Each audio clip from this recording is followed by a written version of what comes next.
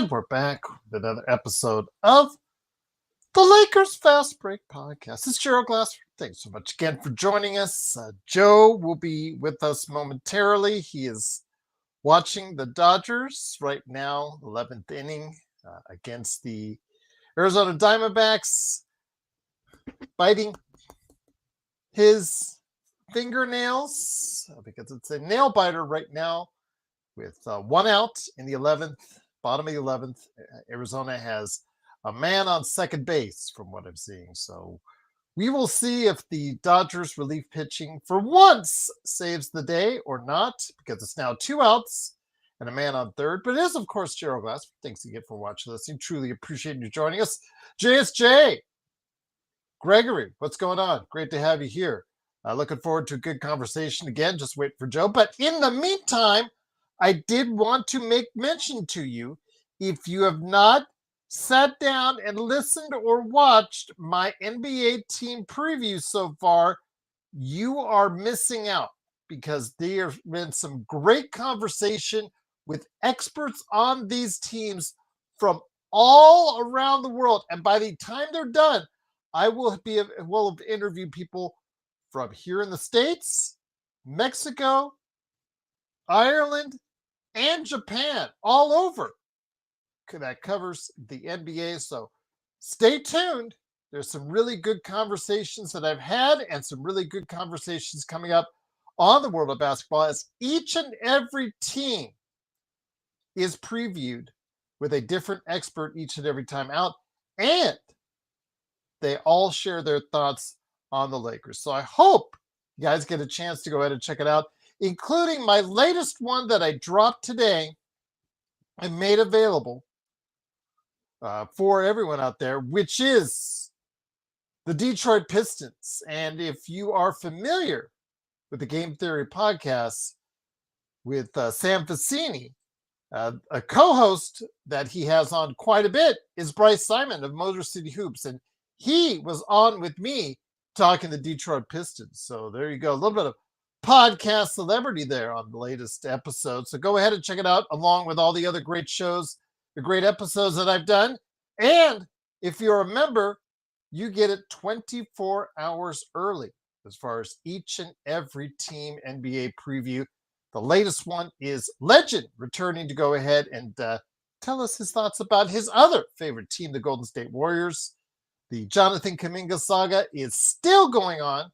So, yes, much to discuss when it comes to the Golden State Warriors. And again, I truly, truly appreciate you checking out the NBA team previews. And there you go. But it is, of course, Gerald Glassford. Thanks again. So appreciate it. JSJ again. He says he never clicked on a notification so fast. Make sure you like and subscribe to get the latest notifications on when you do get the Lakers Fast Break, or when we go live with the latest episode, or I drop a new one right at you, or I premiere one of the latest NBA team previews, because I still got quite a bit to go. We're going alphabetically by city. So, yes, you can just tell what's coming up next right here at the Lakers Fast Break. Truly appreciate you joining us. Yes, Jovan Buha is the subject today, or the main subject per se, because again, training camp is right around the corner. Media days for some of the teams has already taken place. Some of the teams that are going abroad, Abu Dhabi has been mentioned, other places as well. They had to start their training camp a little bit earlier, and they've already, some of the teams have already been out and about on media day, talking about what's going on. New York Knicks among them, and some other teams talking about what they're going to do. Possible changes in their starting lineup with the New York Knicks has already been rumored, with Mitchell Robinson stepping in for Josh Hart. So we'll see what happens there. But I'll just say this, with the Lakers training camp coming around the corner, again, a lot of eyes will be on what the starting lineup will be that JJ Redick rolls out for the opening night game coming up here next month. And in doing so, we will find out what's going on. And Gregory, yes, thank God the Dodgers won for once. Well, I don't know if you want to say, okay, yes, technically the relievers did hold it down, Gregory, but Vesia gave up in 1/3 of an inning 3 runs. So, yeah, there's just it wasn't a perfect relief game, but they still get it done. They still get the win. So hopefully Joe will be joining us here in a second. JSJ says Kuminga still not being signed goes to show how much he is a toxic player. I don't know about that, JSJ. I don't necessarily agree because I think it's a situation where both sides feel differently about each other. And I don't think it's all Kuminga's fault. I'm going to have to disagree with you on that one because, yes, does he think himself as a player that might be not as good as he thinks he is? Yes. But does he have a lot of talent and things to the game that he could bring? Yes. But have also the Golden State Warriors at times strung him along as far as his playing time, as far as his opportunities, things of that nature? Yes, they have as well. So there, each and every side is guilty to some extent in this situation for the breakdown errors, and it just seems like it's like a bad divorce is going to happen at some point between these two teams.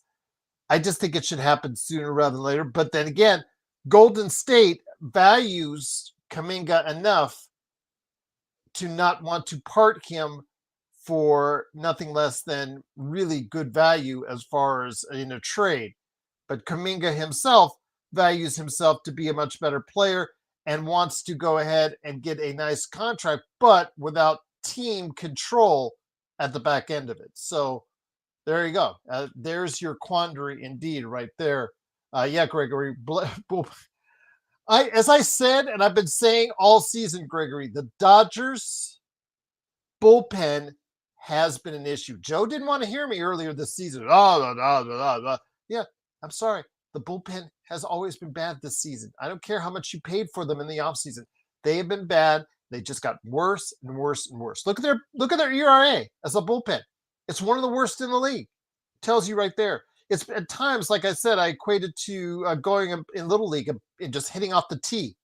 That's how easy it is to be hitting off the bullpen. But they got it for the most part done tonight. And that's a good sign for the Dodgers. And hopefully they can start parlaying that into more success in the future. JSJ said, go Dodgers. Now Joe is late. Yes, now Joe is late, but hopefully he'll come on in a second. But Trayvon, great to have you here as always, my friend. Looking forward to a good conversation because Jovan Buha, if you've heard him in recent weeks, this is not something today that he just posted on Twitter and just everyone said, oh, he has been saying this for quite some time. When he's been on national shows that cover the NBA. And the situation is where Jovan Buha has been adamant about Marcus Smart and about how he needs to be in the starting lineup. And the theory of Marcus Smart is great. The prospect of Marcus Smart is great. But is that the Marcus Smart of years ago or what you have now? We're not sure what's the kind of Marcus Smart we're having in training camp. So today we're going to discuss whether or not we agree or disagree with Jovan Buha. Plus, at the end, we'll talk a little bit about the bus boys having a little bit of opportunity to go ahead and do something on their own. They made a major announcement today as far as what their future might look like once they are not going to be the main ownership group when it comes to the Lakers. So we'll discuss that on the back end as well. But it is what Jovan Buha has been saying. This is not something new. He has gotten support. I think Cranjus Basketball has one of the Lakers podcast individuals that's out there. He has been publicly supportive of this. I want to get Joe's thoughts. I think you guys have heard me in recent weeks talk about how I cannot get beyond the number 54 when it comes to Marcus Smart. And that's the number of games he has played in the past 2 seasons. I am concerned that the player that is normally at 31, you're still in the prime of your career and everything's fine. But how much of a toll has all the effort that he gave earlier in his career, what kind of toll has it put on him at this point? He is certainly incentivized to go ahead and play at the best of his ability and play the kind of lockdown defense that we hope he still has left in him that he once had when he was Defensive Player of the Year. but there's such a large question mark about that happening right now based off the number of games he's played these past 2 seasons. So with that, I'm going to bring in Joe Sorrell, the guy behind the Joe Sorrell experiment, a happy man because the Dodgers did manage to squeak out the victory. Sinblades, by the way, Sinblades with the Y.com. Joe, of Jovan Buha, I know that he has not been one of our favorite cups of tea here on the Lakers Fast Break always. I do respect his opinion. So he does put out a good program. I respect the fact that he's been able to graduate from the Athletic into his own endeavor. I respect that as someone who does the same thing entirely. Your thoughts on his comments in regarding the starting lineup about changing it up because of the defensive needs that I would, say I would agree with. The Lakers do with that starting lineup that they had currently or proposed would need. So that's why he would be interjecting Marcus Smart into that starting lineup. Do you agree or do you disagree? Well, I don't have a problem with this guy. I don't even know who he is other than his name. No, it's not an issue with him. It's just his opinion. Do you agree or disagree with his statement on what he thinks the starting lineup should be? Well, what did he say? Basically, that he would have, I believe the question would be Rui or Marcus Smart, and he is leaning Marcus Smart. I would keep Rui in and put Austin on the bench because Rui plays the 4 or maybe the 3. Austin plays the 2 or the 3, and you need a defender at the guard position, and that's what Marcus Smart plays. So if you're gonna switch out what likely will be the starting lineup, you want to switch out Austin Reeves for Marcus Smart because Marcus Smart does something that no one on the team does, and that is play sustainable defense, one-on-one defense on the perimeter. You think? He has always, not had much of a chance to prove it because of if he's healthy, you, obviously if he's not healthy, then he's just like anybody else. He's not available, right? But where this is going to be important is matchup wise. This is where JJ Redick needs to pay attention to the details and not contracts and not making people happy. And if I see anyone in the rotation that doesn't belong there, you're gonna quickly find out what the results of those are going to be. And by the way, I'm not talking about game 54 during the regular season. I'm talking about when primetime happens. Okay. That is incorrect, Laker fanatic, but great to have you back. Just know I would like to have you on your best behavior, or it's going to be the same result again as last time. And by the way, I have your real name when you posted it on Facebook, and your profile came up on as well. So I would suggest, again, be respectful of us. Please talk better about my mods. And if you don't talk better about my mods, they will see to it that they will not make your time here very well spent as well. Just it's up to you. We can be good about this thing, and you can stop saying these lies like you're doing now in the chat, and enjoy the show and be a positive part of the contribution, or you could choose not to be, and well, we'll act accordingly. And there you go. So with that, Joe, though, I can't get by the 54. That is still a number I just can't get around. I need to see him healthy out on the court first and foremost. I need to see him productive in 20 to 25 minutes coming off the bench first for at least 20 games. If it doesn't work out in the Lakers defense on the starting lineup is just that analytically bad, or just that on the court, just that with the eye test bad, then obviously you can make the changes from there. But he has to be on the court, be able to be productive and get anywhere close to what he once was in order for him to be at the level that both Jovan and you are describing right now. That's obvious. It's not good looking at it from the fact that he was let go You don't let go of players who are capable of playing. So something's going to have to miraculously switch Marcus Smart from being available to, or from him not being available to being available. Did it mean, is he reinvigorated, that he's in a situation where he can win and showcase his talents better than in Washington? But if he had value, don't you think that Washington would have traded him for something? Yes. So I'm not going to sit here and I'm not going to really sit here and talk about starting lineups being a certain way, at least right now. I have to see a training camp. I have to see some preseason games, and then I can assess it better. We can assume that everyone will be available because you can't really sit here and go, okay, well, Marcus Smart's probably going to miss 2 weeks in December and then probably miss a month over here. You can't do that. So you have to make your assessment off, oh, okay, so they have Marcus Smart, and you're going to assume he's going to be available. Same thing with DeAndre Ayton. And these are the things that are going to matter. And can everyone up their game a little bit? We have to wait and see. I have to see how JJ Redick sets his rotations throughout the year. For me, starting him right away is just something I can't go with. I have to see where he is at in his career. Obviously, he is incentivized to do really well, Joe. Several players on this team are financially incentivized to do real well this season. And I know Rui Hachimura is one of them.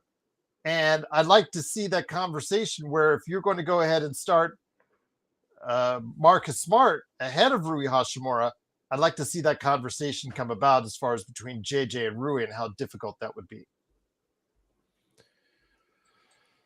Yeah, it's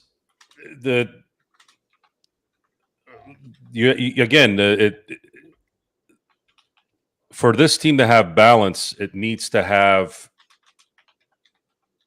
someone at the rim that can distract penetration. You have a 7-foot guy that can somewhat do what, unfortunately, the Lakers couldn't do when they didn't have anyone, which is Jackson Hayes and DFS. They're not going to scare anybody down in the block. DeAndre Ayton isn't going to be a Rudy Gobert or a Dwight Howard, but he is capable of at least making you think a little bit. And you have to deal with him on the other side as well. So that takes up a lot of energy.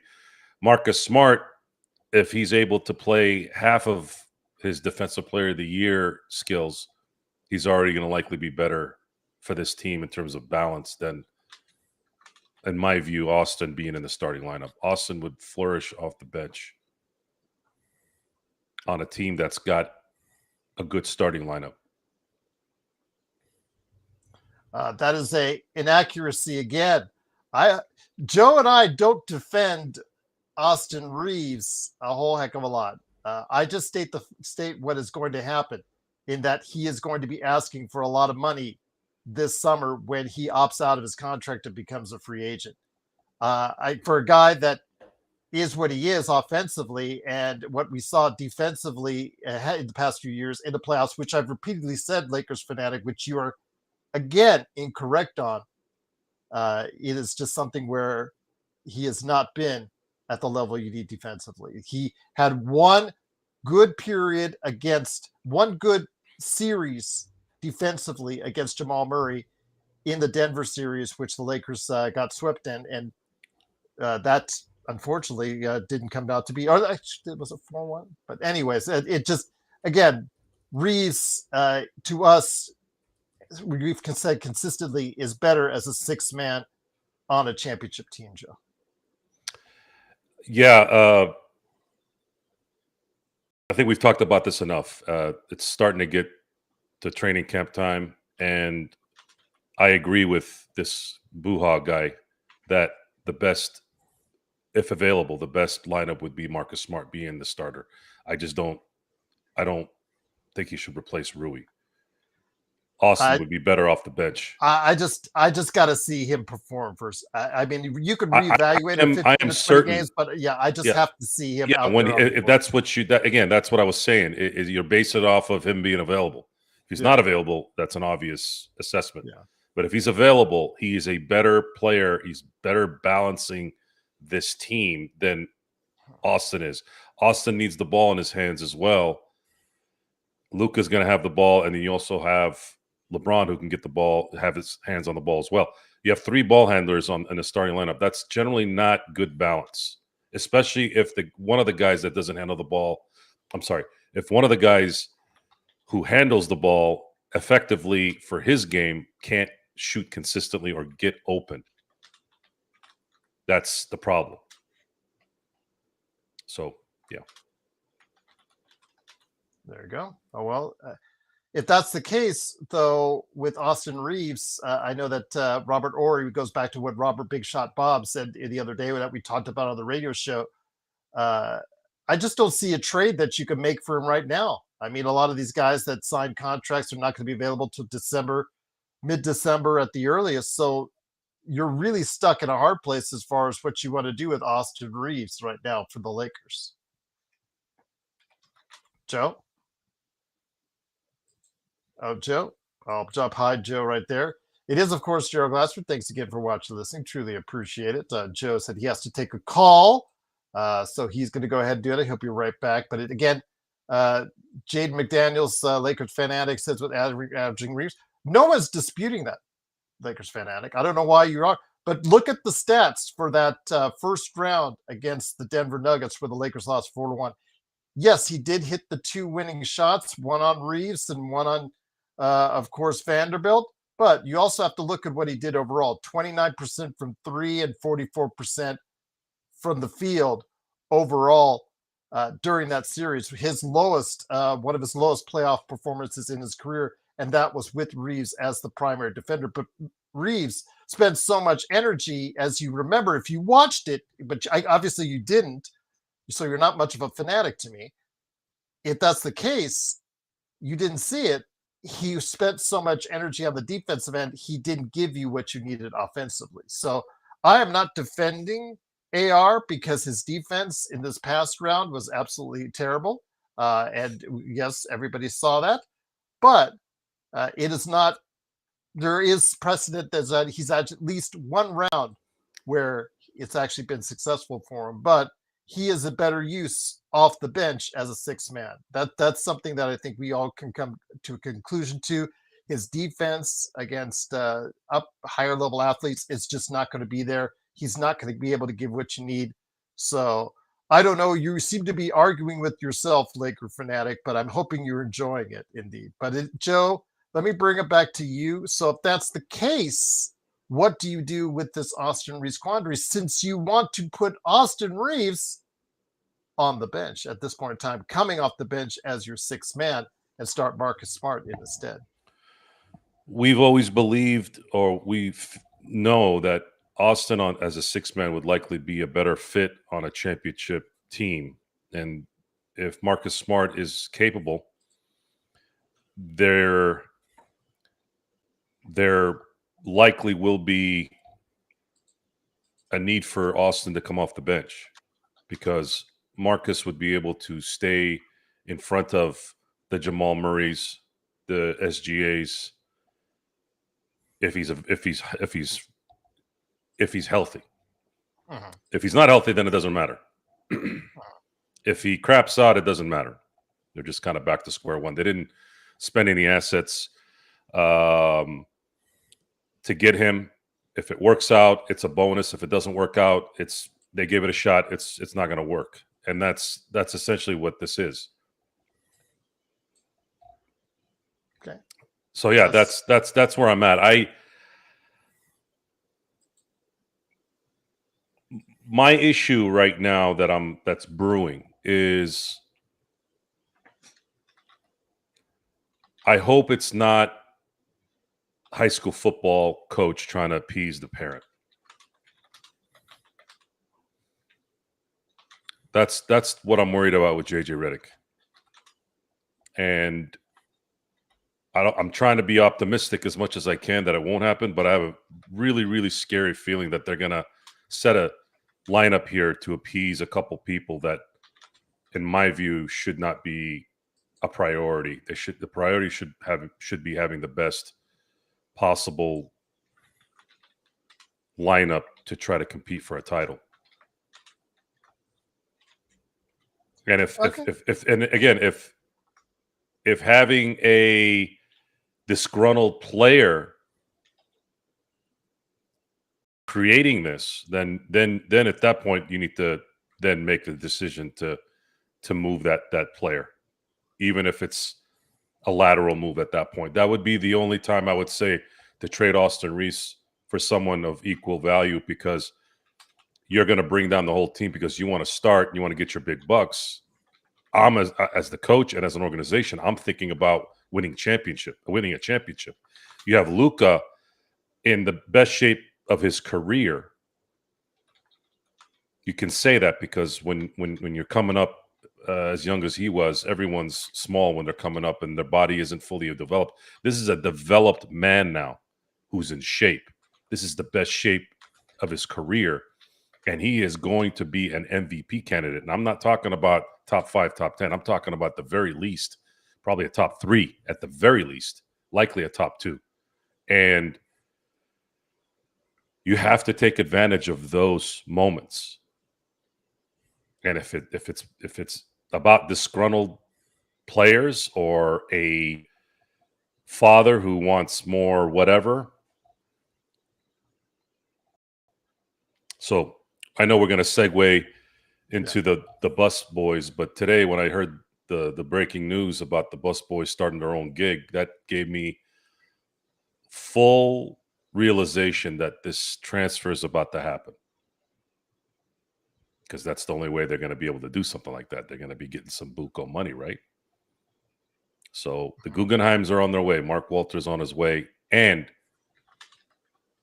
I am in complete comfortable belief that once that happens, we're not likely as Laker fans going to have to continue to wonder what this team is going to do.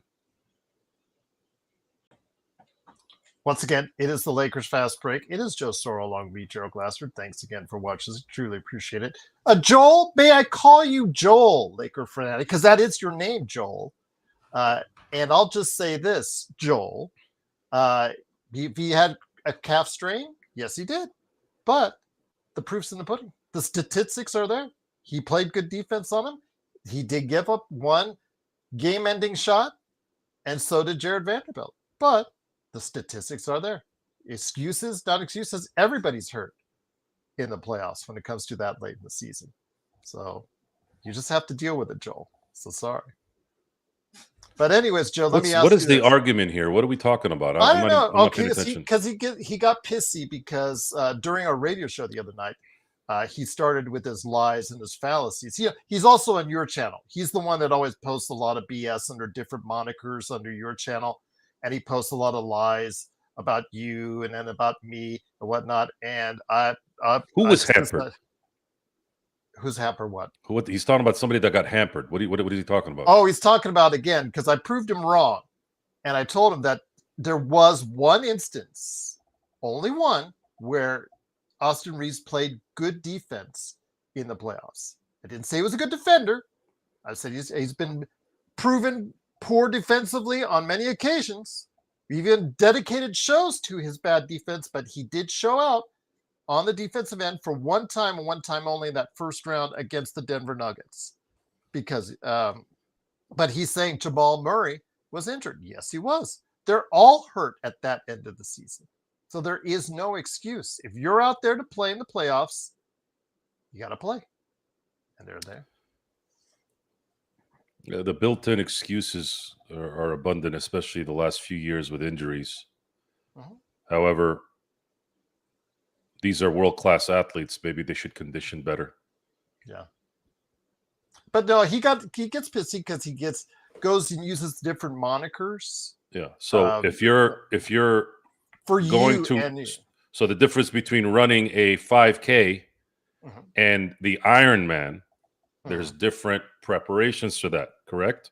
That's correct. So the excuse, why is it Mikal Bridges is playing every game? Maybe you all should check in with him and see what he's doing right. Okay. So if you're going to continue to use the excuse of, well, people getting hurt at the end of the year and Achilles are blowing up and blah, blah, blah, blah, blah. You know, Kobe's Achilles blew up after 17 years of playing on the high ankle sprain. That's a pretty good run. That's a pretty good run. And he actually recovered pretty well from it. The problem was his shoulder then took the next one. And then his other shoulder, his other knee. I think when you look at it from a common sense thought, 17 years of balling out was a long time. And he played hard. He played with all his might. He played through everything. And I'd rather have somebody play 17 productive years than play 23 years playing at 3/4 speed. That's just me. So if injuries are going to be the excuse, players, with all the advancements in medical technology, with all the advancements in nutrition, with the amount of money these guys are making, if they're not able to condition themselves to the current landscape and culture of what the basketball NBA is, then you need to start doing that. But it's hard when you're making $40, $50 million a year to get up in the morning and say, you know what, I'm going to go run 3 miles and I'm going to do this every day, every year. Be ready, be ready, be ready. A lot of these guys like to go get their chicken wings. They like to go set up their extracurricular activities. A lot of these guys, that's their stuff. That's what they like more than maybe preparing for the game.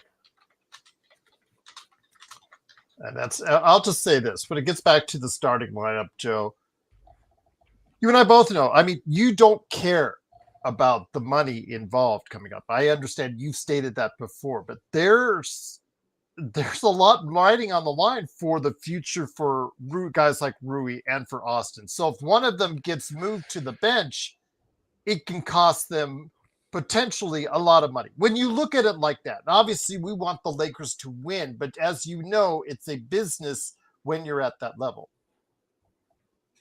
Yeah, I don't care about the business. Okay. All right.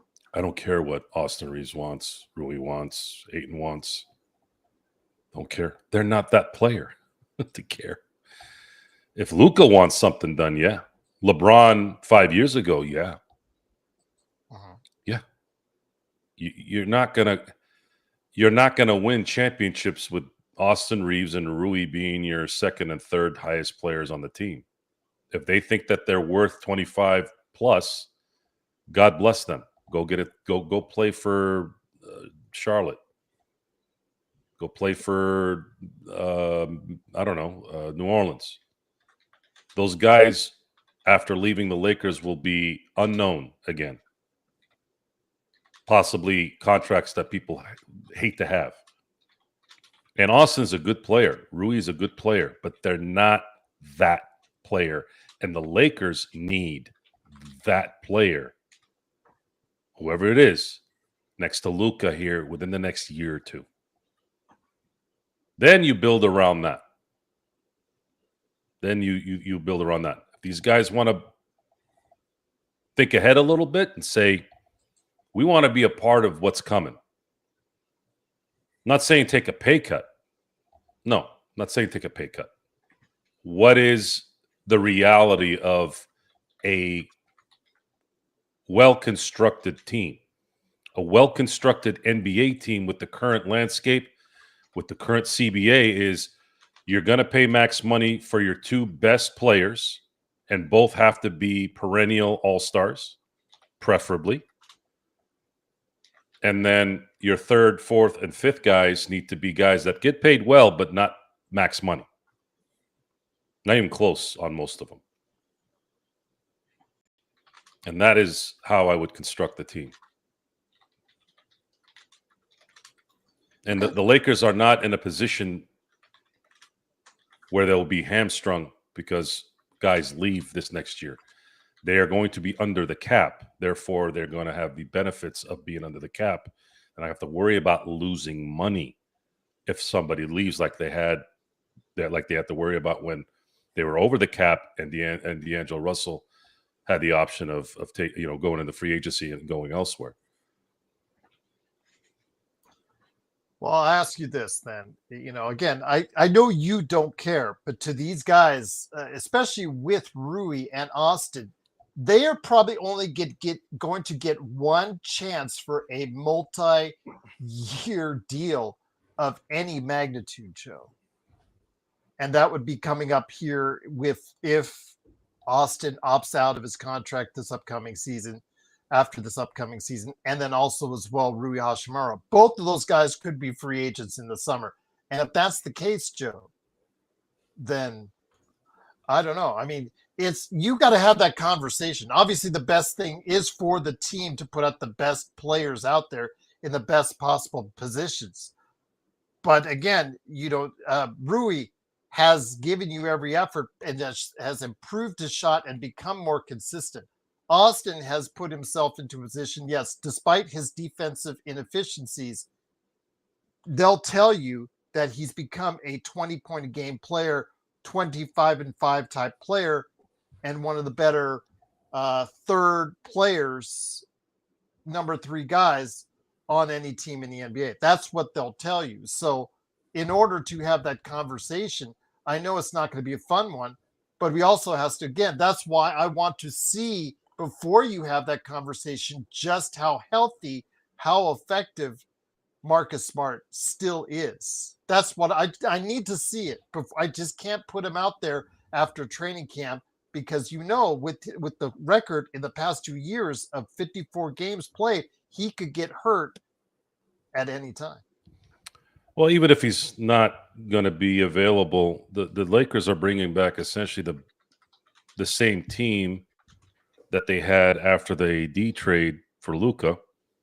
The difference is you do have a legitimate center now there who's got something to play for, and then you have motivated players in Rui and Austin who are young players, and then you have Luka who's in better shape than he was at the end of the year. And you look at Luka statistically, even being out of shape and dealing with all the mental parts of being traded.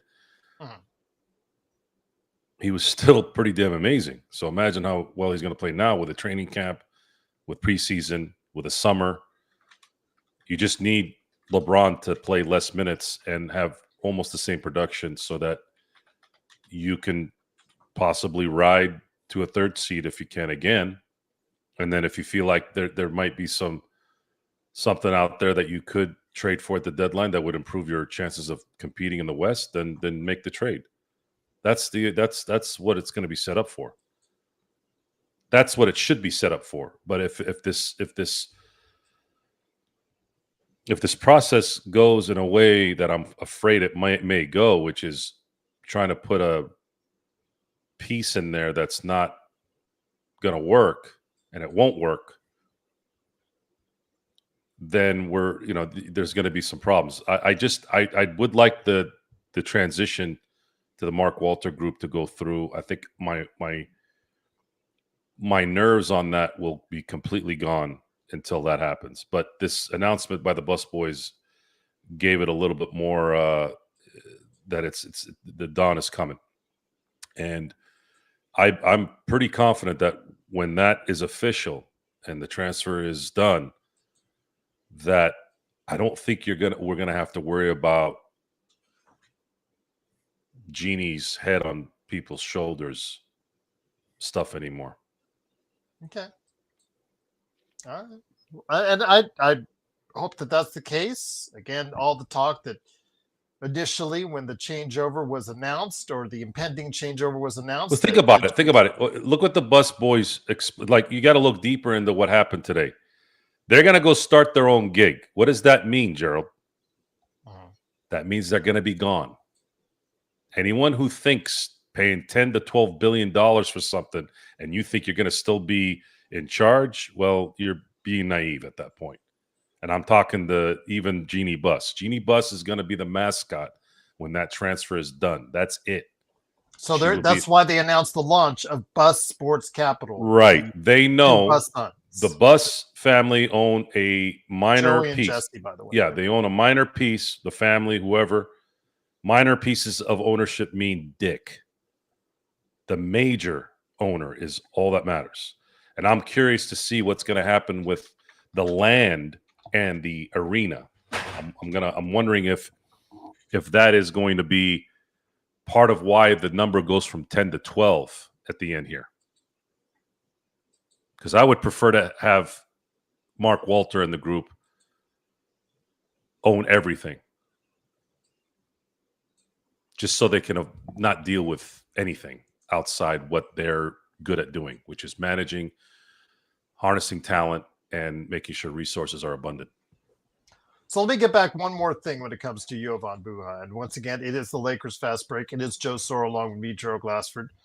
His words on Twitter before he made his video with that statement. Again, I respect his opinion, and obviously he has his reasons why, and they're very sound in theory, because of the fact that if Marcus Smart still is anywhere near the player he once was as a defensive player of the year, it would be the decision I would make as well.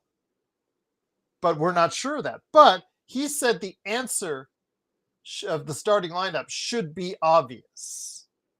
Should be obvious.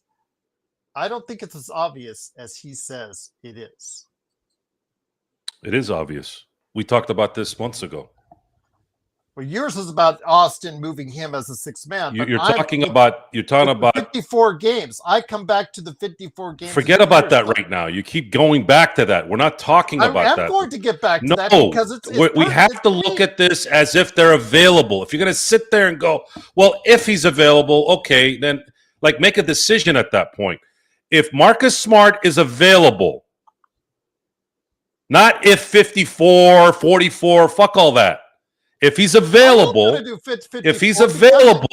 he is the better option at the 2 in the starting lineup for balance, because he can actually play defense. The player he once was. We don't even. He's not going to be the player he was once. He wouldn't have been let go if he was.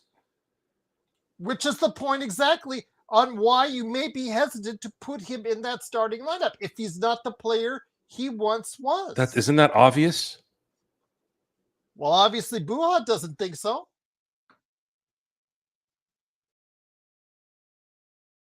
So, I mean, Joe, you still with us? Looks like we lost Joe there for a second. I guess he got stuck in point. Obviously, Buha doesn't think so. What the hell he said? Okay, I could put it out there for you. He said the Lakers' starting lineup should be obvious, and that included Marcus. But in place of Rui Hachimura. If he's healthy, yeah, he would be a better option starting. Not for Rui though. Rui can actually hit the 3. Well, he said it's obvious that Smart should be in front of Rui. No, that part is wrong. No, Austin has. So you disagree with him? I disagree with Rui being the guy that checks out. They need to move Reeves to the bench. Rui can get to the corners and can hit 3s consistently, and he's a bigger player. They need him actually on the court more than they need Austin and at the 3 and the 4. Again, I have to see him healthy. I have to see him out there playing at the level anywhere near what he once was. Otherwise, he's not going to be anywhere near. It's not going to be there. Then why would you put a player that's already on the down? You're talking about a guy that's going to already on the downside of his career. You're talking about defensive play. You're talking about how many guards since 1990 have won Defensive Player of the Year? 3? If he's not anywhere near, in your opinion, what he once 2? was, then well, let me ask you 2. this: if he's not anywhere near the player he once was, in your opinion, doesn't need to be. His defense, half his defense. I said this at the beginning of the show. Half his defense is better than Austin's full defense. He just needs to be available. He also needs to shoot 34% from three, 35. Yeah, I mean, he's going to shoot whether he makes if them it's or going to not. shoot like Russell Westbrook and No, Russell Westbrook's shot isn't the issue. His problem is decision making when to shoot. But if he's going to shoot from that with that kind of low accuracy, if he's going to shoot like sometimes he once did earlier in his career, then that's I think this fantasy of him being who he was needs to stop. Teams do not let go of players who can still ball like they used to. So Austin Reeves' defense is that bad to where half of Marcus Smart's defense is likely going to be better. That's the discussion. And switching out Rui is a dumb move. Rui and Austin do not play the same position. And Austin is a ball. His best attributes is handling the ball. If Austin's coming off the bench, he's going to get better opportunities and score better and do better because he's going to be playing against second units night in and night out.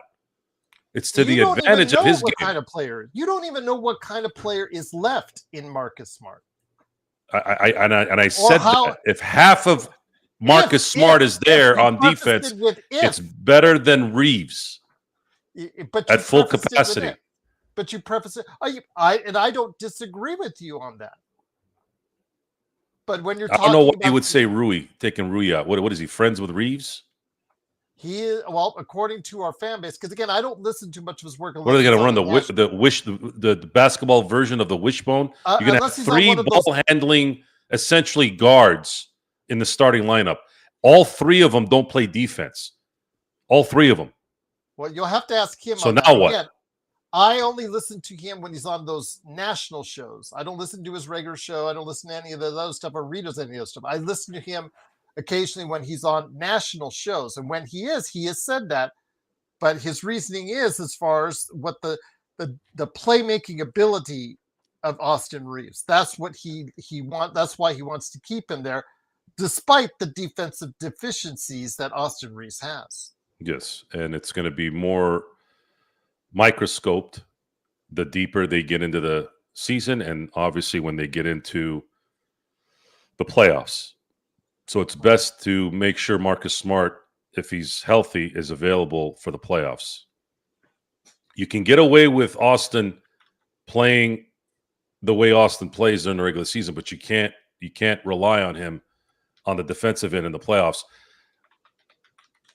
Luka is going to be the James Harden version of between 2015 and 2020. James Harden didn't play defense willfully, but he was such a dynamic offensive player.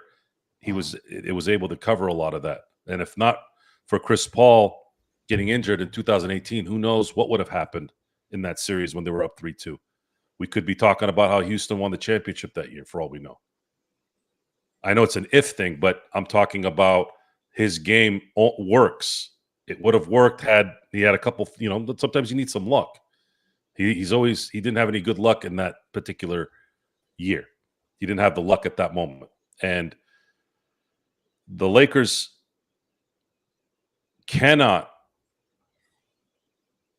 they absolutely cannot cater to anything other than to try to win the game. And I'm going to feel a lot at ease once the transfer is through, because I have strong feelings that those things will be set right. And if not, you're going to start hearing the buzz about J.J. Redick not being the coach of the Lakers too long. And again, I don't want to go. It always comes back to money in these type of situations. So if you ask Rui or Austin to go back to the bench, well, we don't care because we just want wins for the Lakers. To these guys, that could be a cost of tens of millions of dollars that they cannot ask for out in the open market, because we see what a reserve gets, even like the top reserves in the league, what they can earn on a paycheck as opposed to a starter. Even if you're one of the below average starters in the league, as long as you're a consistent starter in this league, you usually will get paid more than what a reserve gets. Am I not correct on that, Joe? Yeah. I mean, so you don't make those decisions lightly. That's all I'm saying. That's all I'm saying, Joe. I don't care about their money. I know you don't. I don't give a shit about their money. I know you don't. And Austin Reeves is not, and neither are Rui, are $25-30 million a year players. The market might open up at the right moment for them to get paid that, but they're not. They are not going to benefit your team in terms of winning. They can make that. They can go make $30-35 million a year. Go play in Brooklyn. Now Tony has a good point. Tony, appreciate you joining us as well. He is late. Tony is saying that Lakers are too slow with Rui in the starting lineup. He is not a natural 3. I would say he's more 4, but he has to guard 3s, as you know, over the past couple seasons by default. Are the Lakers too slow with Rui on the defensive end in the starting lineup? That's going to be slower with DeAndre Ayton. Half court should be okay. If they're going to be running and gunning, then LeBron needs to go to the bench, and then you can run with not at the beginning. I'm talking about if you're going to be running more during a 40-minute game, might be best to then let LeBron rest in those times a little bit more and more as the season goes on, and then you can use Austin as the trailer, as the weaver. But I don't know if this team is smart enough, capable of to run the break. When LeBron was running the break in 2020, it was some of the best basketball I had seen LeBron play in his career. Him being the point forward, like if LeBron had AD, Caruso, KCP, and Rondo, like if he had those guys in Cleveland, like at the beginning, he would have won titles left and right. That was the perfect team for LeBron James, more so than the 16 team. And I know some might not agree with this in Miami, but even better than the Miami teams. The reason why Miami won in those years is Chris Bosh embraced his role, Wade embraced his role, and LeBron was at a above iconic prime level. It was simply talent and knowing your role from the big boys, where they were able to win a couple championships. But the perfect team, I'm not just saying this because it's a Lakers team. It's just, if you look at this construction of the team, you had JaVale McGee, let's say, the perfect starting center for a team like that, someone who makes the other team think about getting to the basket, and someone that can get alley-oops to start the game. Every single game, you have to deal with the fact that guy can jump out the building and get you 2 or 3 baskets right out of the gate and get the momentum going, right? And then you had AD, who then would slide at the 5 once they went small. Perfect combination, perfect matchup change. And then you had the Carusos and you had the KCPs who could play defense. You had Rondo who could dictate. Also, you could shift LeBron to the 3, put Rondo at the 1. Like the interchangeable parts of that team. And then Frank Vogel being a defensive master. That was honestly, and it's a shame. It's a shame that team didn't stay together long enough, because I feel so confident that they would have won at least one more championship with that lineup. It's just they panicked and it ruined everything. And to me, that's the kind of team that unfortunately we can't do with this team. But I'm just trying to compare it to what this team is. It's a completely different team. One team was run and gun. The other is likely going to have to make their bones in the half court. So let me put it to you from a different context, a little different context. Because remember last season, for quite a stretch, the Lakers played a top 5 defense. In fact, at times, the number 1 defense during a period of time right before the Luka trade and after the Luka trade as well. So let's just put that in perspective. I don't really think that they could get anywhere near that with the starting lineup that they have now. Even with Marcus Smart in the lineup, I don't think they could get that high. But let's just say they keep it the way it is, and Marcus Smart is coming off the bench. And let's just say it's keeping to the familiar names we know, plus DeAndre Ayton in there. The Lakers would, in your opinion, if they kept it the familiar lineup that they had, plus DeAndre Ayton, with Austin, Rui, LeBron, and Luka, is that not a top 5 offense in the league? Maybe. Would you rate it about that? In the starting lineup, per se. Is that a top 5 starting lineup as far as the offensive end in the league? No. You don't think that could produce offensively? Sure, in certain spots during the year, but you have a 30-point scorer and 2 20-point scorers plus 2 but you're not. If Luka's on fire this year, it's not likely that Austin's going to average 20 points a game. LeBron, I want to say 15, 17 points. I don't know. I know it's probably not likely going to be 20 if Luka's on top of his game, because he's going to take a lot of room from that. Good point. There, what was it? Hold on, let me go back to this real quick. Who said that the team is not very athletic? And that's another issue. LeBron is sort of athletic, which is not good considering it's a 23-year player. He's probably the best athlete in that starting lineup. But you're right, Greg. Luka is slithery athletic, but not freakishly athletic. Austin's not freakishly athletic, even though he has a spark sometimes. Rui's not crazy athletic, and then DeAndre Ayton is athletic. In a league where you have athletic freaks who can jump out the building in all positions in a positionless game, it's hard to look at that and say, oh, this team's gonna be that kind of. They don't have that kind of fundamental. Like, even as long as LeBron has played, he's never shown to be fundamentally sound game in and game out. It's not his game. He uses athleticism more than he uses his fundamentals. Luka plays Luka ball. He doesn't play any other game. That's just what he does, and that's what's made him great. And then Austin Reeves and Rui are third-tier players that have played above their assessments.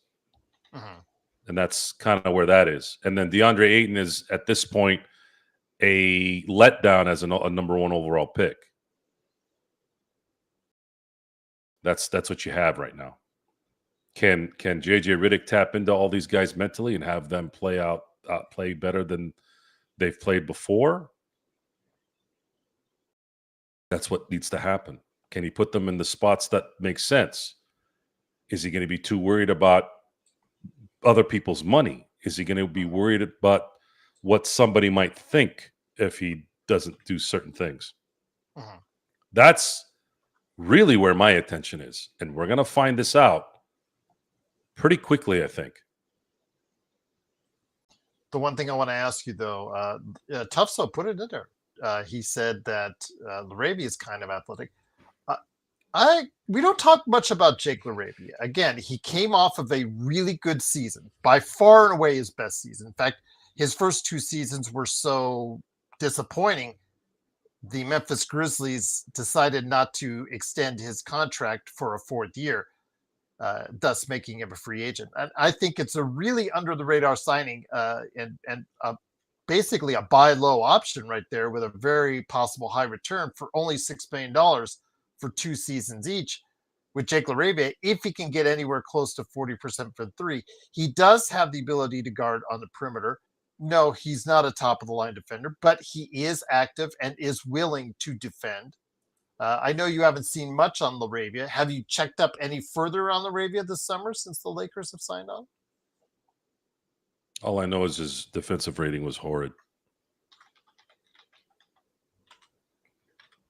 Okay. They basically brought LaRavia in to replace Dalton if Dalton goes AWOL. He was playing for Sacramento the second half of the season. Does that defense? I think Phil Jackson had mentioned this. Defense in a lot of ways is about desire. So when you were talking about how the Lakers were a top 5 defending team a couple times during the year, especially right after the Luka trade, I noticed that their defense was really good, and that's why they were winning games. But then they ran out of gas because they were playing above their talents. They were playing above their capacity to pay attention to the details and keep that mental focus. That's why I do not like Jared Vanderbilt. Vanderbilt has it not. This isn't a clinical term. This is more basketball, but I'm using the phrase because people know what this is. He's too ADHD to be consistent. He's not focused. He can't even catch the ball when it's coming to him on a consistent basis, and he's afraid to get to the basket. He's basically Ben Simmons light in a lot of ways.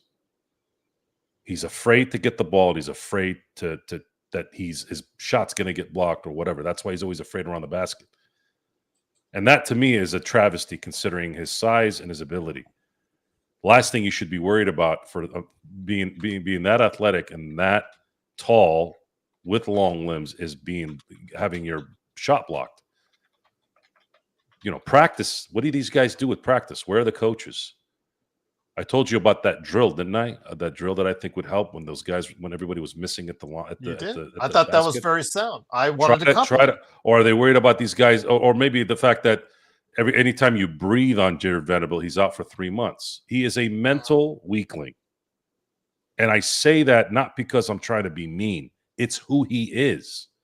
There's no other explanation for it. And I don't care that he's played good defense for a 27-game stretch and the Lakers are 19-8. I don't care about what happens in January through March. Every time he shows up in April and in May, he turns into a pumpkin. And so does Austin Reeves. So until those guys can prove that they can play when it matters, my assessment is going to be based off of putting the best lineup on the court so that this team can compete for a championship.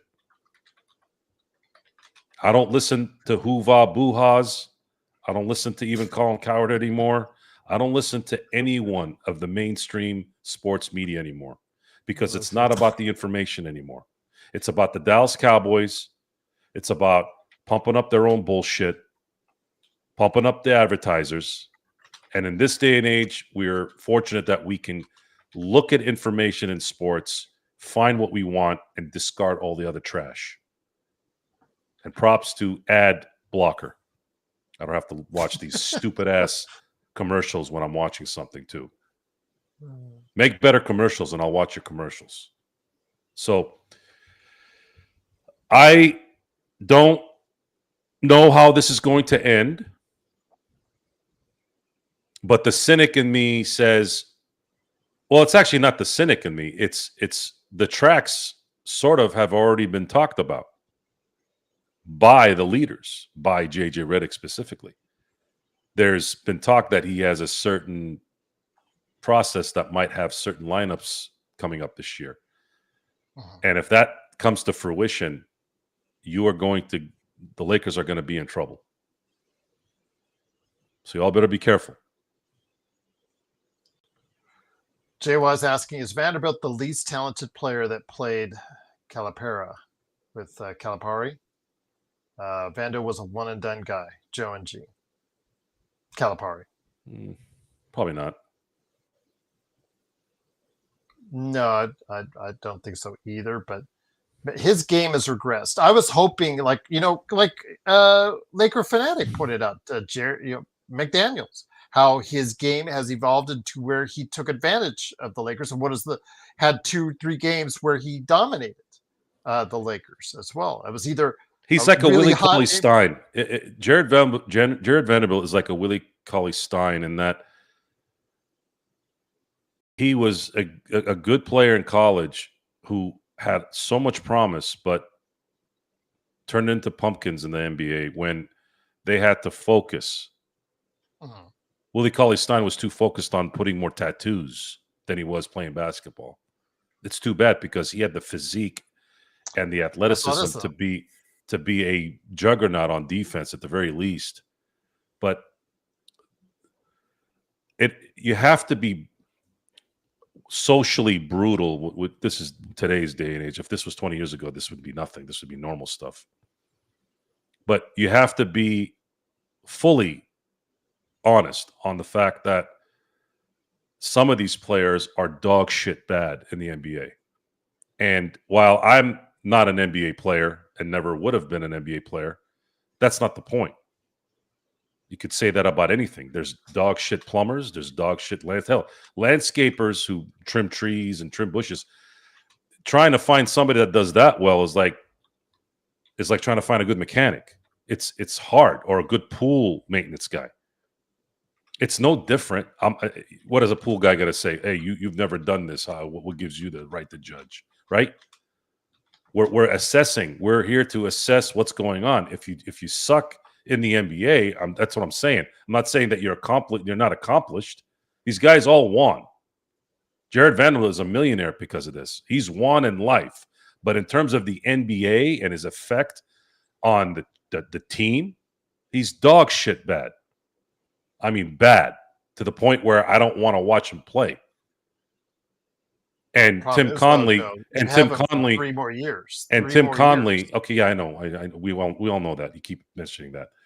Tim Conley is a little bit of. I'll keep mentioning that, by the way, and I'll keep mentioning it because how bad. When we talk about Rob, can you focus on what's going on right now instead of worrying about 3 years from now? You don't get it, but all right. I don't need to hear that he needs to be here 3 more years. Oh, you will hear it from me. I don't need to hear it. But I already know that. I have hoops hype. I can see the contracts. But you'll continue to hear it. The truth hurts. There's too many shows that say the cliche of we're here to tell the truth, we're uncensored, we're blah blah blah blah blah. I don't look at what I say in those terms. I'm just telling you what's there. Everyone should be thinking the way I think when it comes to the obvious. If something walks like a dog, barks like a dog, it's a fucking dog. Don't tell me it's a cat. And what happens is those who don't do that, don't respond in that way, they now give clearance for that idiot who says it's a cat and gives them credibility because they don't want to be rude or they don't want to start something. No, if it's a dog and it's walking like a dog and it barks like a dog, you need to call it a dog. I don't want to hear about some cat shit.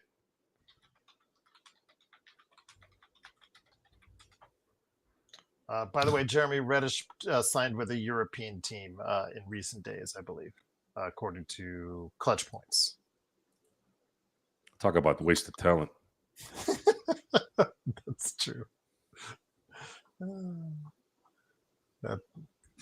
Again, you guys out there, when he was with New York and you were seeing those rare highlights of him, you guys were all over Twitter and all over this chat saying, oh, man, the Lakers have got to get him. The Lakers have got to get him. And I was saying on the show, you be careful what you wish for because you just may get it. And the Lakers did. And saw what happened.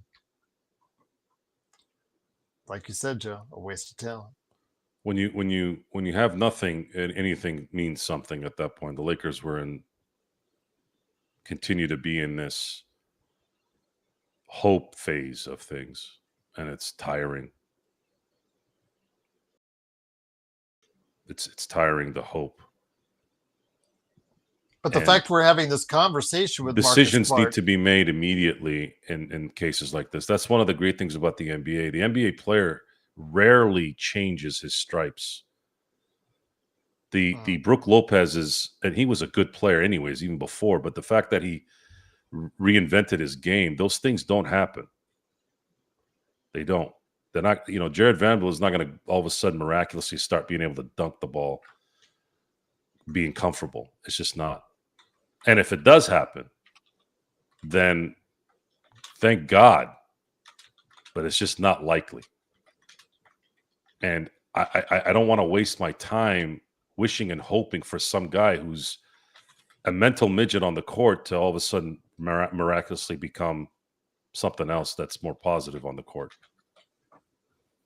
I'm tired. I'm tired of hoping and wishing for certain players to do what they should be doing. I'd rather the fact that we're talking about contracts for Rui Hachimura and Austin Reeves is a waste of time. It's a waste of air, waste of space, in my view. We're going to talk about it because it's Laker news. That's fine, but it's a waste of time where it matters, because these guys cannot be your priority. The priority right now is to win a championship this year if you can, but you have to. You need somebody else to come play with Luka, and it's not Rui and Austin in terms of the second pillar. What I want to ask you, though, is, again, when it comes to the discussion of Marcus Smart, I think that's because the fact that, and this goes back to Vanderbilt, is that Vanderbilt and his 3 years more on his contract, because of what Rob signed and what Rob evaluated him as a talent and what we also evaluated as a talent, are very different. His, I don't want to say failure, but his not being able to become that player that you can put out there in the starting lineup to defend at a high level, but also not be an enigma on the other end. I think is part of the reason why, Jovan Buha, you are so apt to put him into the starting lineup, because the fact that Vanderbilt was supposed to be developing into that position, but clearly it cannot be. And I don't know if it's the double foot surgeries, but like you said, his hands didn't get surgeries on them. His hands still have an issue catching the ball consistently. And with that, that's a problem for the Lakers going forward, because the conversations we should have about Jared Vanderbilt's are the ones that we're having now about Marcus Smart instead. Yeah. Thing is with Marcus Smart is he's not afraid of the ball, and he can shoot relative to. I'm glad you corrected yourself on that. He can shoot better than Vanderbilt. That's what I meant true. to say. So it's a waiting game. We got to see if these guys care about their money or they care about winning, and a lot of times that go hand in hand. So it's going to be a feeling out process. Seems like every year we're doing the same thing. We have yet to go into a season feeling good. It's been a while. I haven't felt good about going to a season since 2021. Do you feel about good now? I feel good that Luka will be a star, of an MVP. I'm hoping that LeBron doesn't pout. Mm. Then even if he does, I have some relief that this is going to be the last time we have to deal with this as Laker fans.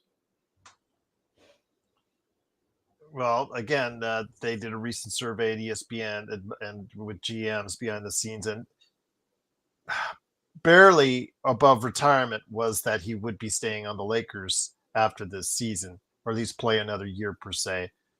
But like you said, you wouldn't necessarily mind it as long as it came at a highly reduced salary. Is that correct?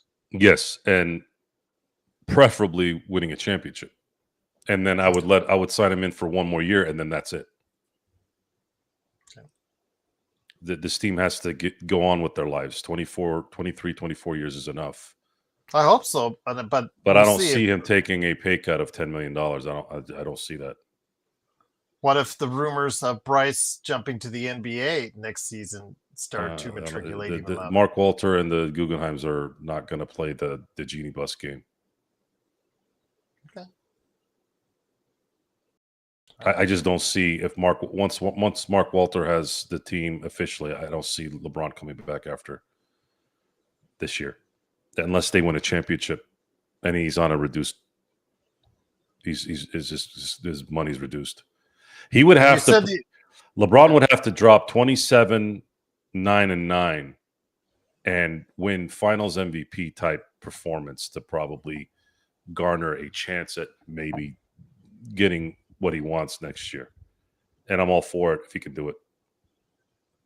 Because you stated on a radio show that in regards to LeBron, if where he stands, where you stand on him as far as how you see it, you want to just be done with it and you want to move on from it. But with that, again, there's always that allure that we don't know how it's going to play out. Mark Walter, you said, is immediately once that takeover happens is going to take control of the team. You would think he would for $10 to $12 billion, but there's still that lingering thing that's around there with as far as what has been said previously about how much control Genie will have after the sale has been completed. I don't believe she'll have any control other than being the mascot. Common sense has to seep in here for everybody. No one is paying $10 billion to sit around and wait for Genie to make a decision. They might as well. So. There is no think so. This you'd have to be the dumbest person on the planet to think that you're going to drop $10 billion. Why would they drop $10 billion then if they're just going to let Genie run everything? Might as well just keep what they were doing. Then why did she say that when that announcement was made? Why did Mark Cuban say he was going to be in charge for the foreseeable future? Then all of a sudden he wasn't. These guys Same are thing with these Boston. guys. The these Boston guys deal are, as well. You have to look at how Mark Cuban and the Genie buses of the world operate. Remember, PPP bus. When it matters most, people will reveal who they really are. Mark Cuban and all the BS that's gone on in the Mavericks back offices is supposed to be a guy that's power of industry, popular guy, right? Genie's supposed to be this, I'm just here to give everybody hugs and stuff. She may not be a billionaire, but she's worth what, $700 million? Yet she's trying to get $2 million of something so that she can cover something, right? Because she can. And then of course what made it worse is she gets caught and then returns the money. Well, Starkiller said it best as far as Gruspek, because Gruspek, during when the Boston Celtics changeover was announced that it was in process, that Gruspek was going to stay in control for the foreseeable future. And then when it finally got solidified, suddenly that didn't happen any longer. Thank you for bringing that up. You're not paying $10 billion to have Genie Buss run your team. I certainly wouldn't. Or Rob Pelinka, or Rich Paul, or Maverick Carter. As popular as LeBron James is, the Guggenheims can put all of LeBron James's net worth in there. What is that pocket in the jeans in front? Not the real pocket, the little pocket. No, the one that's like right there next to the belt. Yeah.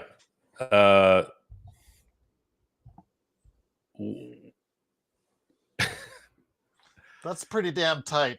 I'm just with say, this is I've never put anything in that. This is and I gotta give props to my guy Empire Jeff. Oh, Search actually got it. Did you check out Search's comment? Thank you, Search. I never put a condom in there. I usually put a lighter in there if I was smoking a cigar. But anyways, that's a good one too. I gotta hand it to Empire Jeff. He and I have connected a lot the last few weeks on the results discussion. Before there was a lot of, and I'm sure it was he understood what I was saying before, but it really probably hit him a little bit more this last few weeks, especially with what's been going on with the Dodgers. Because I really went all in on this. I really had to explain it maybe a little bit more in detail, and maybe it finally started to set in a little bit. But it really, really is. It's so hard for so many people to understand their inadequacies. They don't want to know about their inadequacies publicly. They know it internally, and a lot of it is subconscious. And it seeps into everything. How they handle their children, how they handle their spouse, how they handle coworkers, how they handle going to the store and dealing with the clerk there, whatever. In the end, you scan the room and you look for the results. And when the results are not there and they're supposed to be there, or we're being told they're going to be there and they're not, you need to speak up and tell them you ain't doing shit. I don't give a shit if you're, a plumber, a manager, a coach. You were hired to do a job. And I'm seeing no results. Don't come back with some excuse. Oh, you don't know what this is about. I had nothing to do with that. It has nothing to do with me. You were hired to do a job. You're not doing it. No different than hiring a mechanic, hiring a plumber, hiring an electrician. If they suck at their job, what are you going to do? Sit back and watch them burn your house down and say, well, I've never done electricity, so therefore I can't say anything to them? Bullshit. You're going to go online like the pipsqueak weasel that you are. You're going to go put a 1-star on there. You're not going to tell them to their face. In sports, you can't really do that. So this is how you do it. It doesn't matter. And the beautiful thing about what I'm telling you right now is the reason why I live a good life is because of that reason. Because it avoids bullshit. People either respond or they fuck off. And then they'll talk about you later, somewhere else with their cousins and their whatever. I'm here for the results. If you can't produce the results, your ass needs to be replaced. I don't want to hear excuses on who, what, where, why. I know the sports pretty damn well. I'm not inconsiderate. I can tell by how the game flow is. We sat there and we watched Frank Vogel coach this team for 3 years. Gerald, did you hear me say one negative thing about Frank Vogel in the time he was coaching? No. Why? You know why? You love because I thought he is a good coach. And he had to deal with a Russell Westbrook. And he had to deal with the unfortunate short season that killed their chance at repeating. But and that was the other thing too, is this man didn't have Anthony Davis for half a season that year, and he still had the number one defense that year. I am not an inconsiderate person. If you know what you're doing, even if the results aren't wins, there's not everything is black and white. You got to pay attention to the detail too.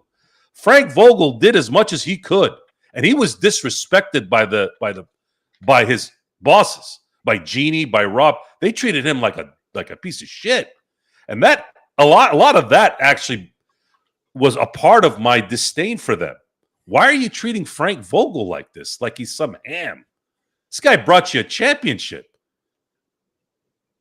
Not a lot of Laker head coaches that have won championships. What is it? Frank Vogel, Pat Riley, Phil Jackson, Bill Sharman, and Kudla in Minneapolis. John Kudla. That's it. 5. 5. Storied franchise. The storied franchise of the LA Lakers since 1947.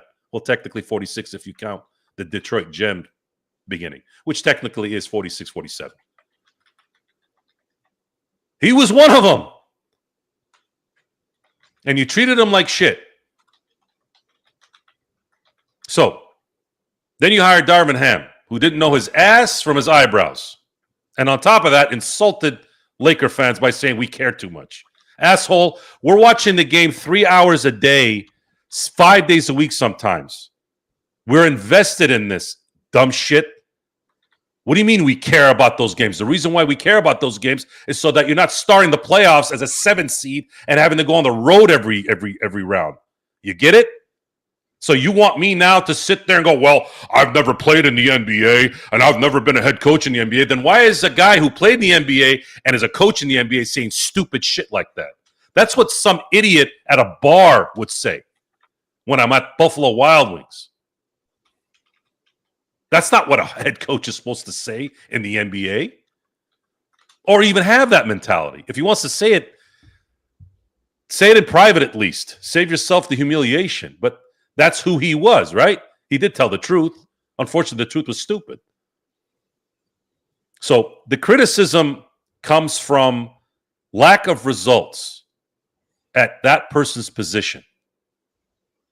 And if you interpret that in any other way, that's on you. That's on you. And if the LeBron fans are upset that I'm not happy with LeBron, well, go tell LeBron to earn $52 million. He ain't earning $52 million. Maybe he'd earn 20. Oh, Genie's making a bunch of merchandise off it. I don't give a fuck about merchandising. I'm a fan. I'm invested so that they can win. I don't care about jersey sales.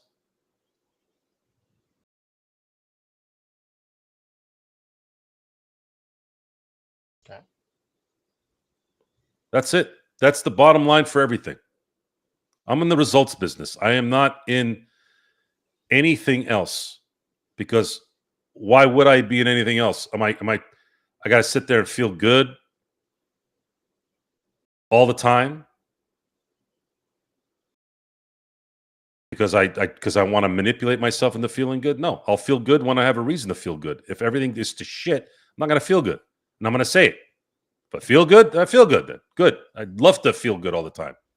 But that's just not the world we live in. Today I'm driving home. Morons don't know how to drive. Yes. And they don't know. They're the same guys saying that I don't know how to drive, even though I'm sitting there. I almost got taken out on the way home as well. So Yeah, you're sitting there, and I mean, I'm driving a straight line, and literally saw a lady get out of a parking spot. I mean, if I had a video on, the lady didn't even look to the right. If we had not paid attention, boom, would have T-boned her right there in the parking lot. And I remember, I even told the driver, I said, let her go, watch, and then honk right now. And then they honked, scared the bejesus out of her. And I wanted to go over to say, you're lucky we were paying attention. You're lucky we were paying attention, and you need to pay attention. The lady didn't even think of looking to the right. In a parking lot, out of a parking spot. When are you not going to look? People with their heads. People with the freeway, Joe. I was driving on the freeway. Same thing. They didn't look to their right, and I'm just driving in a straight line on the freeway, going 55. Here comes the car. He's getting closer. He's getting closer. He's getting closer. He's coming to you, ready to take out my front end until I honked, and then they go back in their own lane. And then I'm driving by them, Joe, and they give you like the weirdest look, and I'm like, come on, you're the idiot that made that mistake. You have to be a defensive driver and then know when to put in the offense. And that's essentially the driving that you have to do in an area where there's too many drivers. When I moved here 16 years ago, the main road that we had was always a problem anyways. Now it's a bigger problem because there's so many cars now, because development have brought in more people. And most drivers in general are just, they're not paying attention to how you're supposed to drive. You don't have to weave back and forth. I'm not saying to do that, but get a good feeling on what's going on the road. Know when to turn left, when to turn right, when to get in front of a car.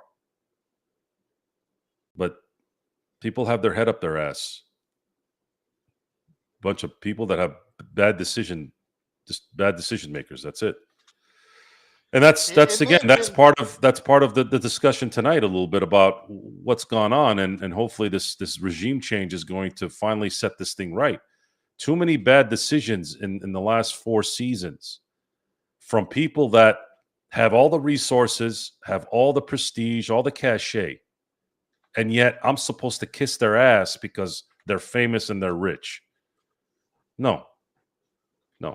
I'd say they all made really, really bad decisions 99% of the time. JSJ, it might have been because it was we were facing the sun. All the traffic was facing the sun. I want to give them the benefit of the doubt, but yeah, it just was like you see that, man. You're like, it gets closer, and it's getting closer to your front end, and they're just making a normal what they think is a normal lane change. The problem is you're in that lane change. And it just, yeah, again, could have been the sun, but yeah, like you said, when they give you that look as you drive on by and think that you're at fault, and all you did was just drive in a straight line, it's just like, it's crazy, man. It's crazy. But Joe, great conversation as always. Again, if you have thoughts on, do you agree that it's obvious, like Jovan Buha was saying, even though Joe wants to keep Rui in the starting lineup, I would like to see, and just to see if Marcus Smart could stay healthy and give you 25 minutes a game before you make that decision to go ahead and put him in the starting lineup for Rui or Austin. Let us know your thoughts, and just would love to hear it. So please also make sure you like and subscribe. And don't forget my NBA team previews. I'm running off one every single day. Hopefully you guys enjoy it. I mean, if you are a fan of the Game Theory podcast, I just dropped to everyone out there my conversation with Bryce Simon on the Pistons. So he is on that show quite a bit. So hopefully you get a chance to check it out. But Joe, do you have any Joe Sorrell experiments coming up in the near future before we head on out? I'm sure there's going to be some good ones coming here now that the playoffs are near. Tonight's game was a nice change from what's been going on the last few weeks. Vesia didn't make it any easier for you, but no, and I'll give Vesia some leeway. He's been the one guy that was dependable the last few weeks. He just finally hit his wall now, so I'm not gonna throw acid to him. Thank God Trident came in and did what he did. Props to Kershaw.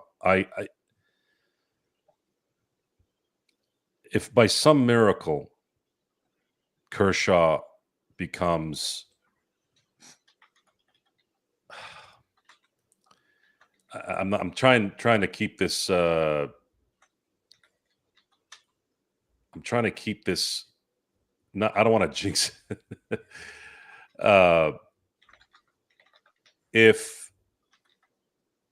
If Kershaw is Tim Lincecum in 2014.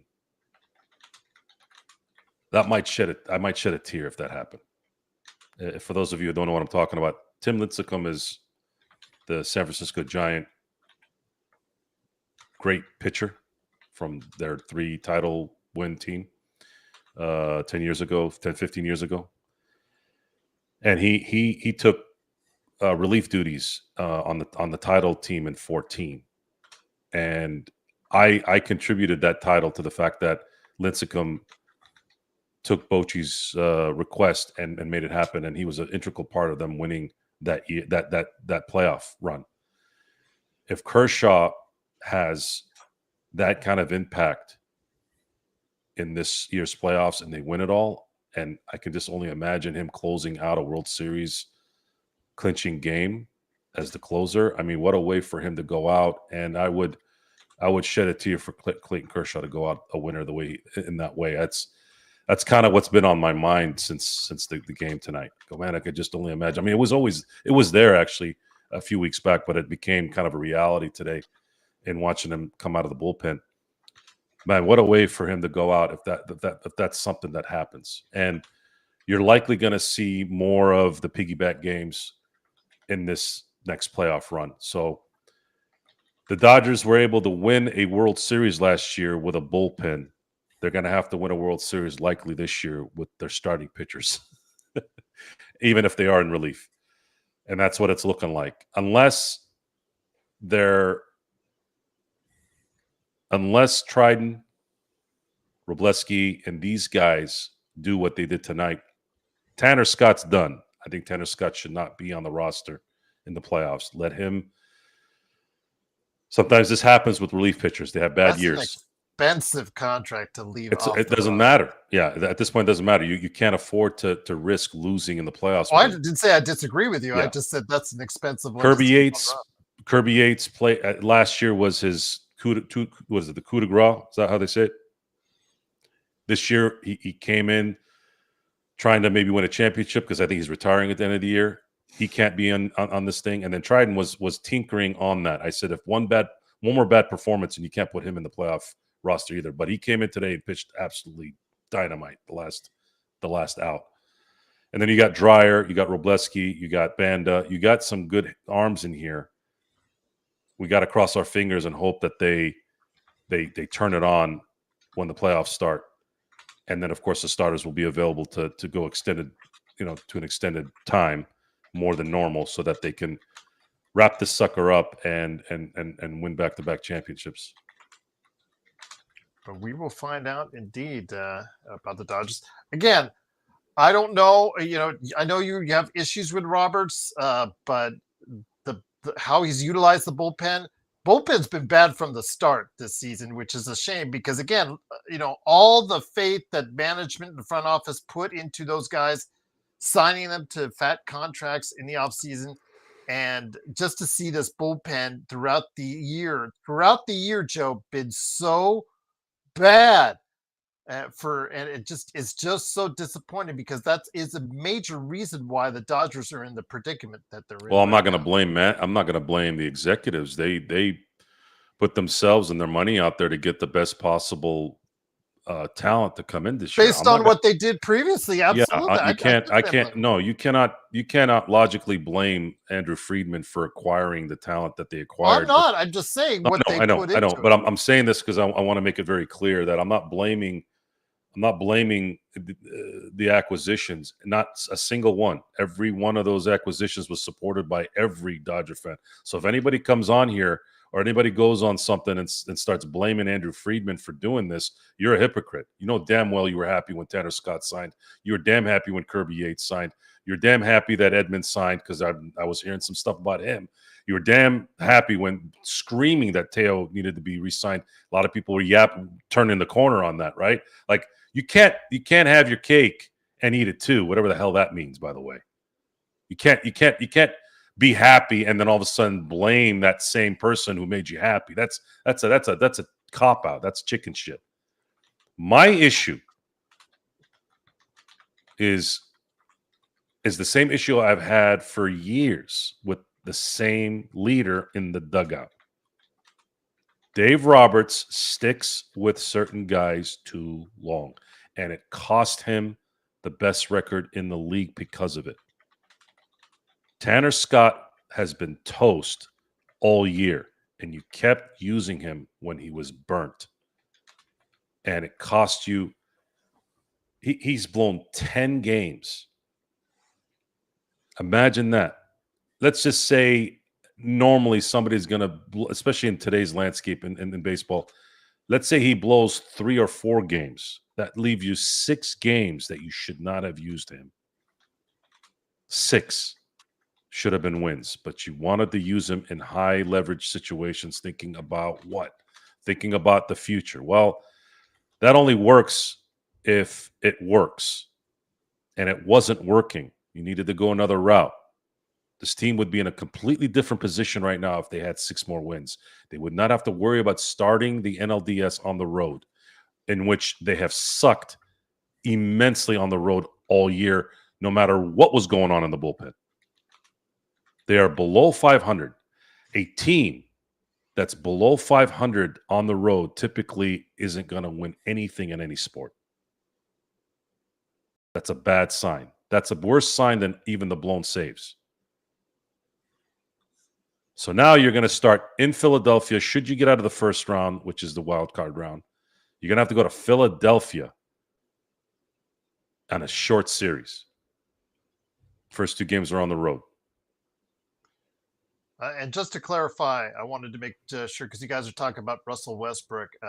Remember, if he were to be signed, Joe, by any team, the Lakers, Houston, which needs a point guard because of Fred VanVleet's injury, he would have to sign for the veterans minimum.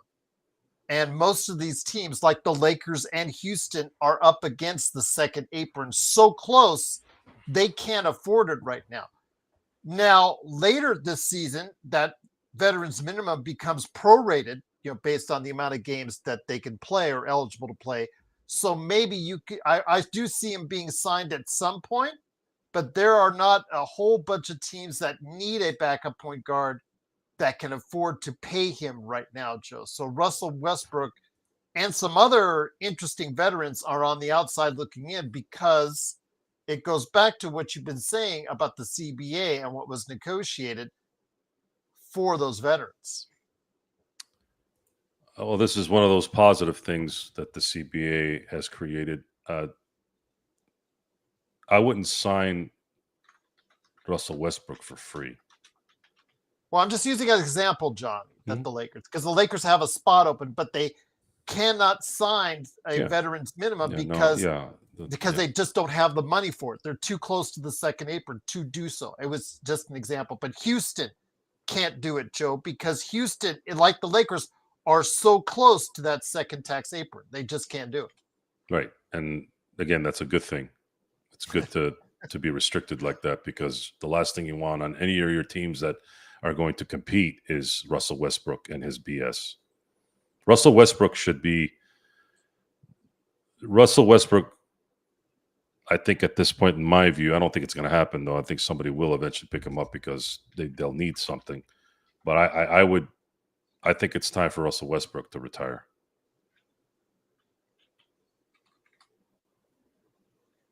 Or go like was talked about with Jeremy, because he said JaVale McGee's in Australia. So if I'm Russell Westbrook, Australia, what has he made? $300 million in his career?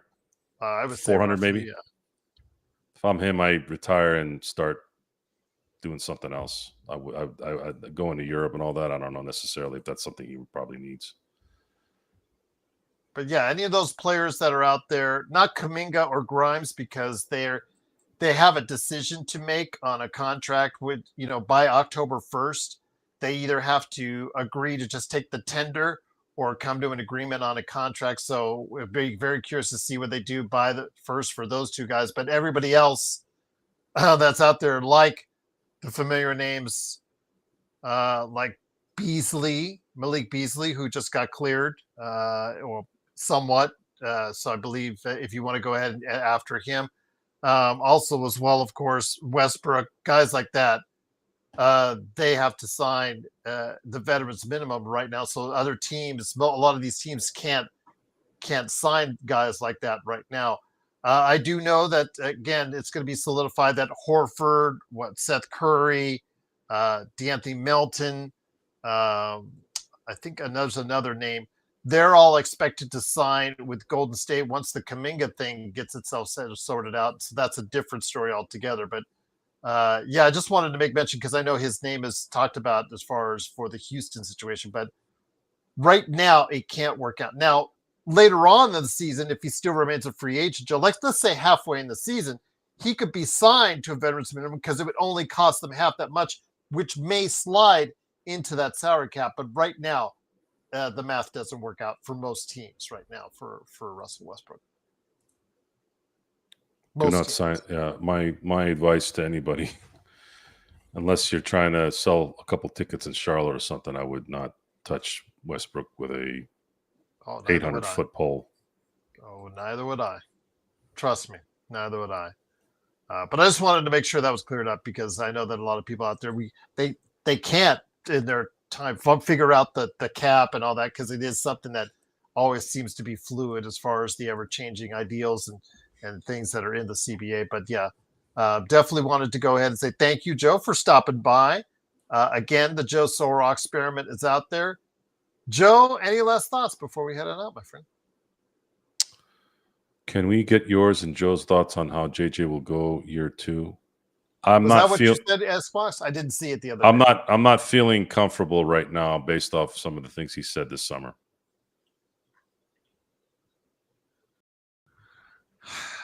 It was a very up and down year for JJ last. It's not last year. I don't hold anything on last year. Even the chances and the experiments that he had to make at the end of the year, that keeping the starters in the whole second half, totally not upset with any of that. Totally get it. They were close to getting it done. It's just LeBron doesn't know how to close at this point in his career. So, and that was a problem even before JJ got there. So it wouldn't be logical to blame him. Where I'm worried now is some of the things he said about the lineup this summer, who he plans on including into the lineup. And I also want to see how he's going to handle the Marcus Smart, Austin Reeves stuff. And JJ Redick is a hothead. He gets very defensive. And but he's also had a lot to learn, Joe, because when he you're was defensive, a rookie head coach last year. When you're defensive all the time and a hothead, and I remember Nick Saban used to be chippy with the media, but much like the Bill Cowers and the Bill Parcells of the world, they picked their spots when they unleashed. JJ Redick doesn't really pick spots. He's kind of always like that because of whatever reason. My advice and my last thoughts for tonight is JJ Redick needs to make sure that he prioritizes winning the entire season, not accommodating.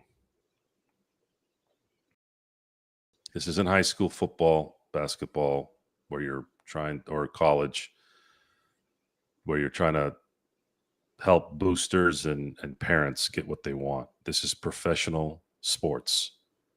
The objective is to win. Put the best lineup in there and put your players in the best position possible to win. It's obvious when a coach does that. And it's also obvious when he doesn't do that. Well, I think he did make a few rookie mistakes last year. He did get out-coached in several instances last year. So I don't agree totally with what Joe says. So I don't give him a pass. He was a storied veteran in the league, and he's played with some of the best coaches in college in the NBA. Yes, he was his first foray into coaching at any level. And you saw that at times there were some coaches that in second halves of games during the season really, really laid a plan out there that he just couldn't overcome. But with that said, in the playoffs, if you don't want to fault him for, like you said, trying certain things, including playing the starting lineup the entire second half, I know that there's some that do. I'll just say that he needs to show the improvement from year one to year two to understand, really, if not with Luka heading to what could be an MVP level like season, how much can he facilitate the team around him to be able to help Luka get to a high level this season? I think a lot of pressure is on JJ to have a winning team at or near the same level that they were last season. I think, when you have a team that's predicted to win almost 50 games, it's right there already. Unless JJ really goes up a couple notches, I don't see a future. New management, new ownership's going to want their own guy. They usually do. A new GM will come in place, and a new GM will want his own coach. Yeah. That's I'm not really going to look at this too long. I just hope they don't find somebody like Dave Roberts. That's the only mistake that I think they've made, in my view. Xbox, I want to know why you think Dalton is going to bounce back. I want to know why, because, again, he was in a really bad place after the trade, and it just seemed like what I saw in Vegas didn't give me any confidence that it's going to happen still. I like your faith into it, but I can't go off of faith. I have to go at what I see. Now, like you said, next week when the Lakers start training camp, he could come in there a new, refreshed man. Maybe he got some conversations behind the scenes, Joe, but with the Lakers being realistically only 7 deep, with quality players they can throw out there on a consistent basis, there is every ample opportunity for Dalton to prove Xbox right and to be able to become a part of that rotation, Joe. That's great. Perform and you're welcome. Heck no, JSJ. I don't know if you you were on yesterday when I was on doing the State of Pro Wrestling. You saw that. I'll give you an instance for WrestleMania this year. I think what I saw in that graph chart that I guess was I don't remember personally what it was being sold at, but it said the 2-day tickets for this year were being sold at the 400 level for $350, and now they're being offered at $800. I don't know if it's that dramatic of an increase. Again, that was just one individual reporting on the seating charts for both. But if that's the case, and it is that much more expensive for WrestleMania, it's not worth it. I've been to 2 WrestleManias. I'm good. Now, if I get press passes for it or somebody gives me a comp for it, I'll go. I'll gladly go and be appreciative for it. But yeah, paying $800 for a sporting event over the course of 2 days, such as WrestleMania. It's great, and I love pro wrestling. But yeah, I'm sorry, I can find better allocations of $800, and I'll just leave it at that, Joe. I think you can too. I mean, I've spent most I've spent on a sporting event. It's about 200-300. I think I've spent on a sporting event. What is the most you've spent on a ticket? I think $400 on a single ticket. Uh-huh. Kind of like shoes, except shoes stay with you, whereas a game is just one. Uh-huh. By the way, who do you like better, RVD, AJ Styles, and Jeff Hardy? Johnny is asking. I think I would say from a wrestling standpoint or an entertainment standpoint. Okay. AJ Styles was the superior wrestler of the 3. Jeff Hardy was the extreme wrestler of the 3, and then RVD was the better entertainer. ECW RVD. Yes, there's no such thing as RVD outside of ECW. Well, WWE, he was actually he's good in the early years. He was actually quite successful in those early years. He was very successful. But McMahon RVD, actually put a rocket up to him before he got caught for the now marijuana. ECW RVD is an iconic wrestler. Mm-hmm. That was his jam. Much like how Sting is WCW, NWA, RVD is ECW, and anything he did outside ECW is second, third compared to what he was at ECW. Even he talks about it, even though he did what he did when he won the WWE title. It's still for him all about the ECW, and I can't. And that's that wrestling between wrestling in the 90s and parts of the beginning of the 2000s. I stopped watching in the late 90s, but the Attitude Era. The Attitude Era was the 80s basketball. It was 80s NBA basketball. There's never going to be an era that would, in terms of competitiveness and pure talent at its highest level. I've learned as I got older to appreciate Shawn Michaels more. At the time, I thought Shawn Michaels was propped up too much. But as time went on, you started appreciating the Shawn Michaels more and a lot of the guys that I generally didn't like as much. Even The Undertaker to a degree. I didn't think The Undertaker was much in the 90s. He actually got better the older he got. Yeah. But my guy, Scott Hall. Scott Hall was, if I was going to be a wrestler, I would have been Scott Hall. I have full confidence that had I been a professional wrestler, I would have been Scott Hall or the second rendition of Scott Steiner. And I the first rendition is actually the best Scott Steiner because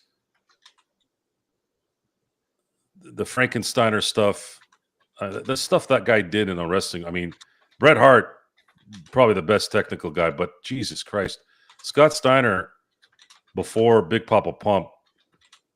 Even Kevin Nash talked about it. He goes, I'm not going to go wrestle that son of a gun. I get Frankenstein off a third rope and flipped and all over the place. And I'm like, seeing some old clips of what that man used to do to guys like the Big Show, suplexing the Big Show like he's nothing. And I'm just like, man, unreal how athletic some of these guys were. And I don't see it anymore. I don't see anything close to that anymore now. Yeah. And everything's every woman wrestler looks like a hooker to me. Sorry, it's true. I'd rather have the old glow girls at this point. At least they looked a little bit more tasteful. I don't agree with that statement, but okay, that's your opinion. They all look like strippers. Come on, they all look like strippers. Don't tell me they don't. They don't. They don't. Not all of them, I will say. But some of them are really, really good. I'll just say it now. They're much better than your glow girl days. Sure. But the girls didn't get a lot of opportunity back in the 90s. I wish they did, and we probably would have saw better wrestling. It's too bad because China had the look, and she had the prestige, but she couldn't wrestle. If she had learned to wrestle well, I think her career would have. She had to wrestle in a lot of occasions. She wanted to wrestle the male wrestlers, and not always the sentiment. I remember the famous Jeff Jarrett was told to drop the title, the IC title, to her, and he held out and got more cash, and got paid before leaving himself. So he got it. He held out. Got his cash from extra cash from Vince McMahon.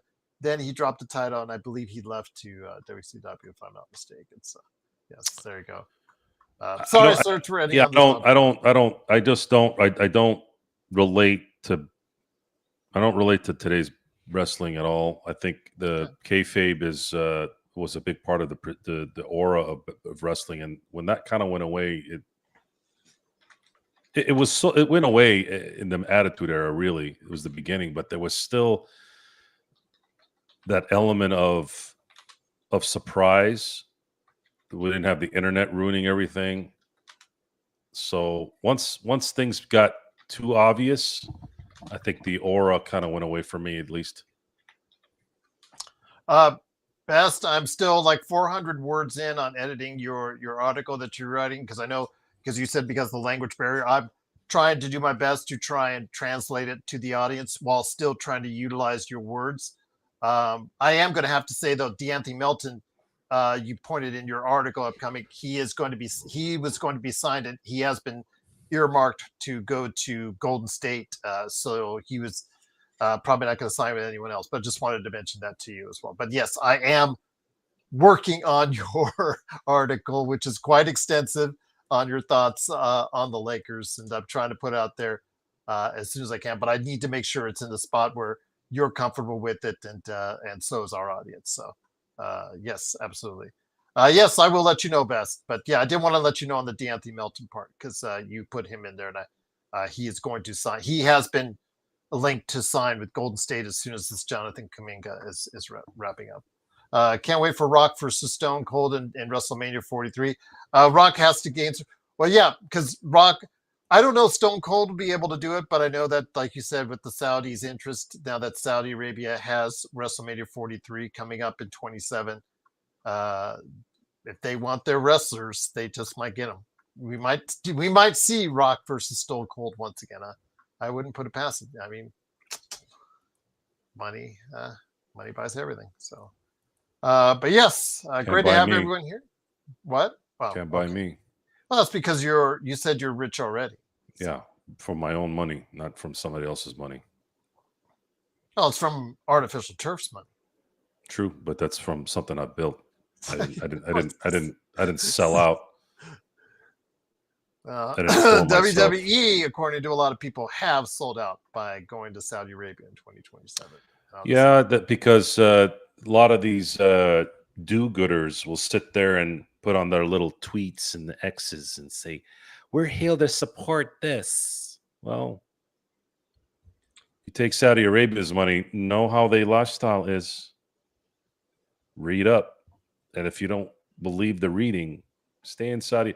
Go to Riyadh and go to Jeddah for 6 months, and you'll start seeing things flying off roofs. But that's Saudi Arabia's and it ain't soccer balls. Well, but it ain't soccer balls. Plan. That's their sports washing. This is nothing.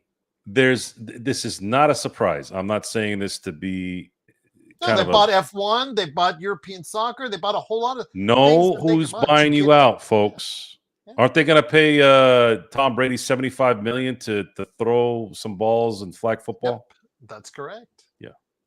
So I don't want to see Tom Brady wearing some kind of pin for support for something. Know where you're getting your money from. Everybody's got a price except for Joe. And it's sad, too, considering someone who is filthy rich and needs to make money off of certain things that are much different than how you conduct yourself. They couldn't buy Tiger Woods, that LIV thing, though. I got to give props to Tiger Woods on that one, right? Mm-hmm. Right? Tiger didn't sell out. Just saying.